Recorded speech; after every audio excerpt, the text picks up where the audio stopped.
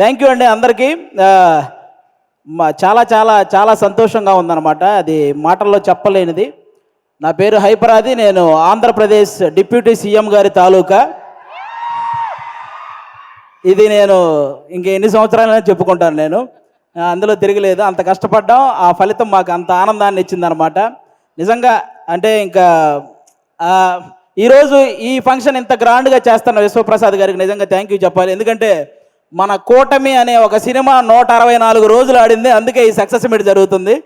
కాబట్టి ఈ సక్సెస్ మీట్కి వచ్చిన మీ అందరికీ కూడా థ్యాంక్ యూ సో మచ్. అంటే ఒక కొడుకు తను సంపాదించిన మొదటి సంపాదన వాళ్ళ తల్లికి ఒక చీర ఇచ్చినప్పుడు ఆ తల్లి కళ్ళల్లో ఎంత ఆనందం అయితే కనపడుతుందో, అలాగే అదే కొడుకు ఎదిగి తను కొనుక్కున్న బైక్ మీద తన తండ్రిని కూర్చోబెట్టుకున్నప్పుడు ఆ తండ్రి కళ్ళల్లో ఎంత ఆనందం అయితే కనపడుతుందో, పవన్ కళ్యాణ్ గారు గెలిచినప్పుడు ప్రతి జన సైనికుడి కళ్ళల్లో అలాంటి ఆనందాన్ని నేను చూశాను.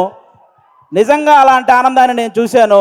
ఎందుకంటే ఆల్మోస్ట్ 10 సంవత్సరాల నుంచి జనసేనకు సంబంధించి ఏదైనా మీటింగ్ జరుగుతున్నప్పుడు చాలామంది కింద నుంచి సీఎం సీఎం అని అరుస్తుంటే కొంతమంది అనేవాళ్ళు, ముందు మీ వాడిని ఎమ్మెల్యే అవ్వమను అప్పుడు చూద్దాం అనేవాళ్ళు.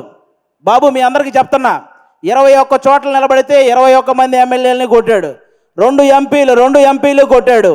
ఇప్పుడు మాట్లాడండి ఎవరైనా, ఆంధ్రప్రదేశ్కి డిప్యూటీ సీఎం, మరి ఇంకెంతకంటే ఏం చెప్పాలి? వాళ్ళందరికీ ఈరోజు చెప్తున్నాను, రాజకీయం అనేది బ్రతికి ఉన్నంతకాలం పవన్ కళ్యాణ్ అనే పేరు వినబడుతూనే ఉంటుంది. అలాంటి సక్సెస్ని మీరు ఈరోజు చూశారు.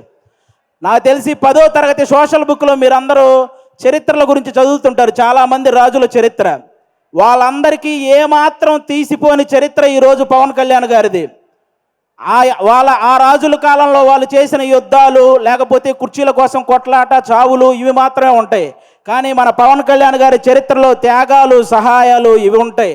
ఇలాంటి నాయకుడి గురించి ప్రతి ఒక్కరూ మాట్లాడుకోవాలి, ప్రతి ఒక్కరూ ఆయన్ని ఇన్స్పిరేషన్గా తీసుకోవాలని మనస్ఫూర్తిగా కోరుకుంటున్నాను.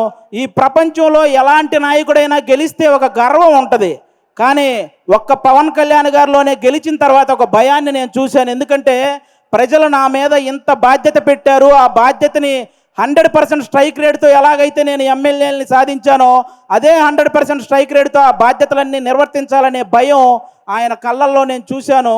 అలాంటి నాయకుడు మనకు దొరికినందుకు నిజంగా మనం అదృష్టంగా భావించాలి. గెలవటం ఇదంతా ఒక ఎత్తు అయితే, లంకా దహనం చేసిన తర్వాత హనుమంతుడు వెళ్ళి శ్రీరాముడి పాదాలు పట్టుకున్నట్టు ఎప్పుడైతే 21 సీట్లు గెలిచాడో వెళ్ళి వాళ్ళ అన్నయ్య చిరంజీవి గారి పాదాల పైన కూర్చున్నాడు, పాదాలను పట్టుకున్నాడు చూసారా, అప్పుడు ఆ అభిమానం 100 రెట్లు పెరిగిందండి. అందరి కళ్ళల్లో ఒక ఎమోషను.